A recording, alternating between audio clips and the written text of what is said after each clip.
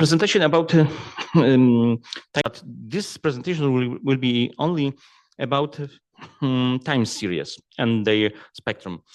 So we started several months ago. We started DSPEC project, which is focused on the ionospheric description improvement, and one of the parts is just to analyze signals in spectral domain. Parts of this activity, which can be distinguished, is spectral analysis and also correlation analysis of this ionospheric data with the ancillary geomagnetic field variations or solar wind parameters and other things, because different things act on the ionosphere, and must be the objective is to try to contribute, because we are not done with this, try to distinguish them in this composed signal.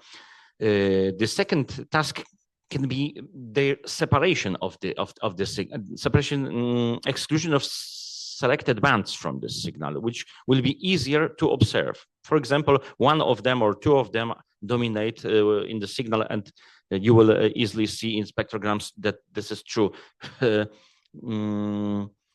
So, and aside of these two tasks, we can do also correlation analysis,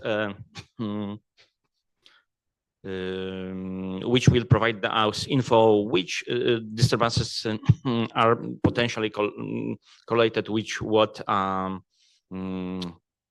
phenomena. So let's go to first data. The example is Nicosia station from Cyprus, which is in the Mediterranean over Aegean tectonic plate. And first spectrogram that we did from this station is year 2020, and wave periods between from the shortest to the longest, which is around 2 months, because the trending long-term I mean high pass filtering has been done for this signal. We see different parts of signal. We see dominating diurnal signal, which impedes strongly the recognition of anything in this signal.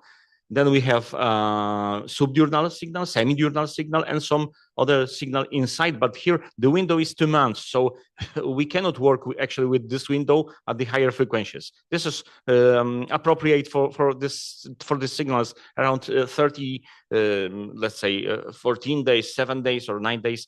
But for higher frequencies are absolutely ineffective.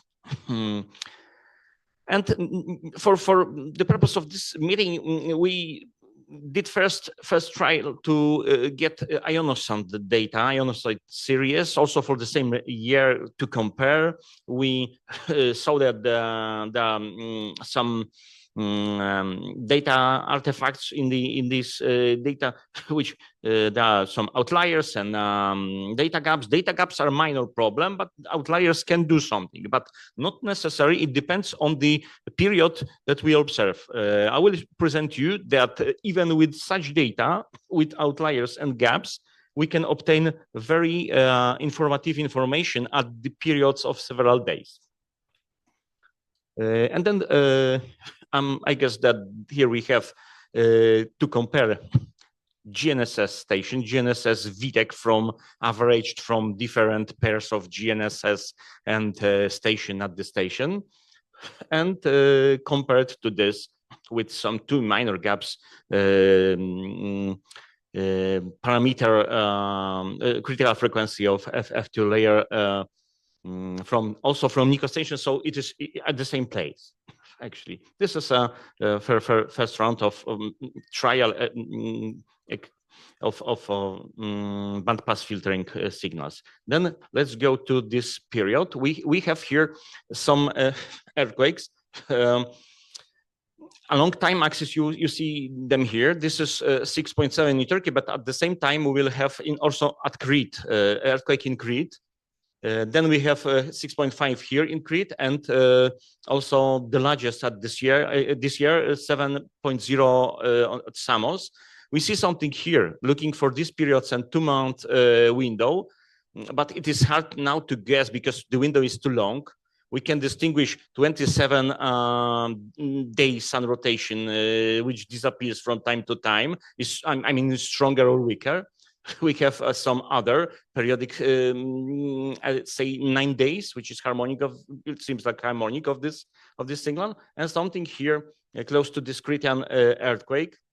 The picture of earthquakes looks like this. So in Crete we have 6.5. This is in the middle of the year, and 7.0 at Samos.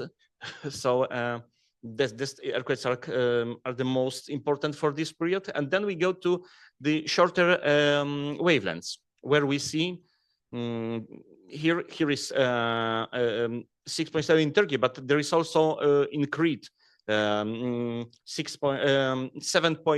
point something. I don't remember well. Earthquake in Crete. We see the signal, and please look that ionosound provides actually very similar signals to those from GPS. The distance of observations are absolutely different for these instruments, for Digisondes and for the GPS, but we see very similar signal. A characteristic signal is here. They are taken in box. This one after some earthquake in Crete, that and the same in the ionosound signal. Here you have something which not so evident in time of Samos. Then, if you compare these variations with previously obtained by us variations from swarm, they a bit fit one to another. The evidence signals are here at the beginning of the year, in the middle of the year, and very small variation at the end. Small, more or less, present the same.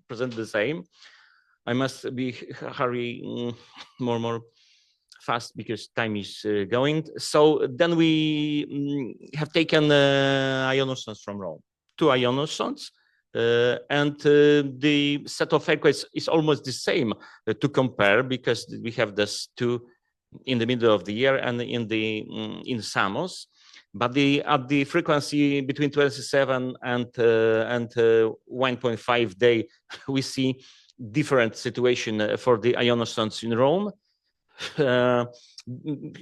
First of all, one of them has data gap here, but fortunately the other one no, and some signal is present. Then if we go to the shorter wavelengths, in Rome we see the same signal here. We see the same signal here as for the Nicosia station, but this signal is different. Disappeared. We are actually more distant from the Aegean plate. So here also the situation is changed, but actually only this signal remains for station in Rome. It is at say 7 or 6 days wave period. What next? We go to another station in Rostov-na-Don to check what happens with these signals, because we suspect, after comparison of Nicosia and Rome, that this signal can come potentially from sun, not from the lithosphere, because there is some strong peak in solar wind. But the second signal differs with respect between Nicosia, between Rome. We have something in Nicosia here, but this signal is unavailable. This one is unavailable in the station in Russia. Absolutely different spectrum scales. So the situation is now open.